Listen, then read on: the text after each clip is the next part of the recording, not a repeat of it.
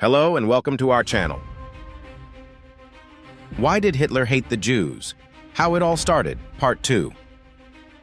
Hey everyone, welcome back to Part 2 of our discussion on why Hitler hated the Jews. After the popularity of our first video, I've noticed a lot of questions and curiosity surrounding this topic, so I've decided to dive deeper into the complex factors behind Hitler's anti-Semitic beliefs. It's essential to understand that Hitler didn't develop his hatred in a vacuum. He was influenced by long-standing European anti-Semitism, nationalistic sentiments, and the political climate of his time. Let's break it down and explore how propaganda, manipulation, and Hitler's political rise played a role in cementing his views. Stay tuned as we continue to unravel this disturbing chapter in history and learn how it led to the horrors of the Holocaust. According to historians, to understand the origins of Hitler's hatred of Jews, one must understand his ideology. Adolf Hitler was a Nazi. Nazism is based on the theory of racial hygiene. The fundamental principle is that races should not mix. Nazism is a National Socialist ideology developed and described by Adolf Hitler in his book Mein Kampf, published in the mid-1920s. In the book, Hitler wrote, "The world consists of people from different races who are in a constant struggle with one another. Racial struggle is the driving force of history. There are superior and inferior races. The superior race will be at risk of extinction if it mixes with inferior races. The white race is superior to all." Hitler considered the white Aryan race to be the purest, strongest, and most intellectual. He was convinced that Aryans were superior to all. He hated not only Jews, this also applied to gypsies and black people. But his hatred of Jews was especially strong because he saw them as the root of all evil. Jews were the main enemies. He considered Jews to be a separate race, believed there was a special Aryan bloodline in Germans, and that Jews had a different type of blood.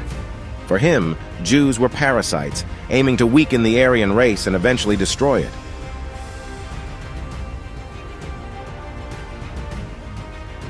Hitler was not mentally ill.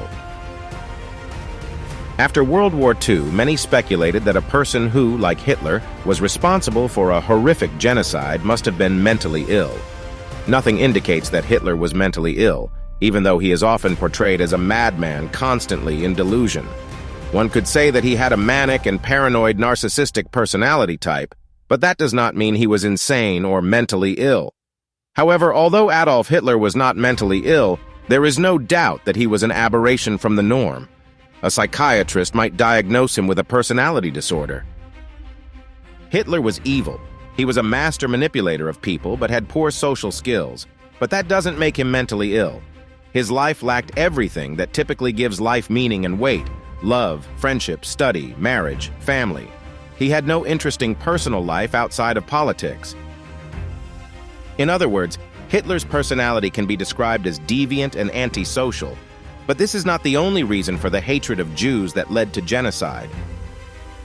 The German dictator was merely a part of a long-standing general trend. At that time, he was far from being the only anti-Semite. When Hitler wrote his book, Hatred of Jews or Anti-Semitism was already a widespread phenomenon. In the 19th and 20th centuries, Jewish minorities in Russia and Europe were subjected to discrimination or persecution. Hitler was part of the anti-Semitic culture of Germany and other European countries. Many believed that Jews had a secret global network and were trying to seize world power. Hitler didn't invent anti-Semitism.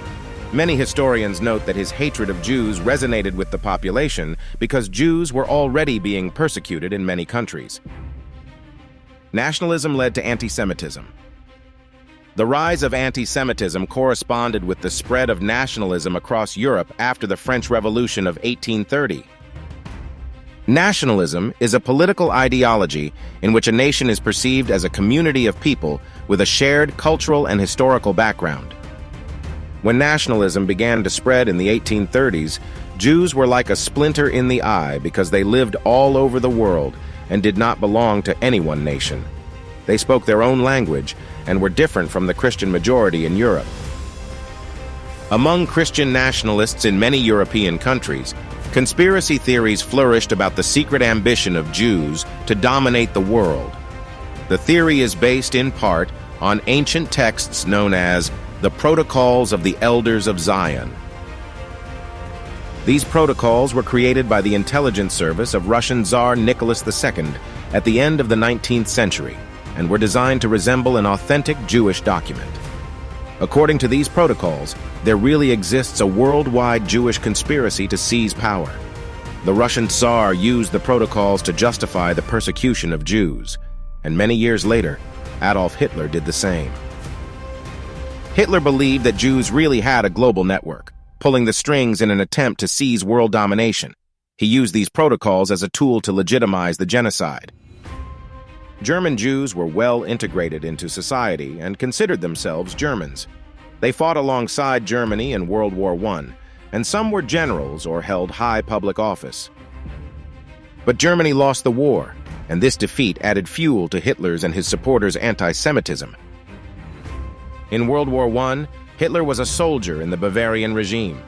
After the war, he blamed Jews for the defeat and the subsequent unrest in Germany. He claimed that Jews had stabbed the German army in the back. In Nazi ideology, Jews weren't just a religious or cultural group. They were portrayed as an existential threat to Germany, manipulating finances, corrupting societies, and even sabotaging the economy for their own benefit. To further this belief, the Nazis implemented policies to expropriate Jewish wealth and businesses. In the early years of their rule, Jewish property was confiscated and businesses were seized.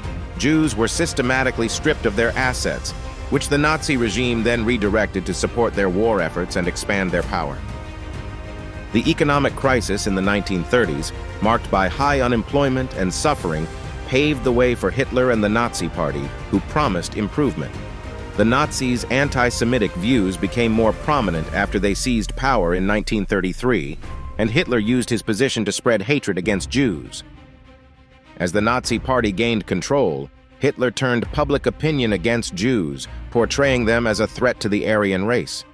Many Germans initially protested the harsh treatment of Jews, but anti-Semitism remained widespread, and in 1938, the infamous Kristallnacht occurred, where Jewish-owned properties were destroyed. This event marked the beginning of the systematic extermination of Jews in concentration camps, continuing through the war. Even when resources were running low during the war, the Nazi regime prioritized funding for the extermination of Jews, reflecting their ongoing commitment to eradicating Jews from Europe. Despite efforts to encourage Jews to leave voluntarily, Hitler's genocidal policies escalated, ultimately leading to the horrors of the Holocaust. It's crucial to remember these events, not just as history, but as a warning for the future. If you found this video informative, don't forget to like, share, and subscribe to help spread awareness and ensure these stories are never forgotten. Thanks for watching, and I'll see you in the next video.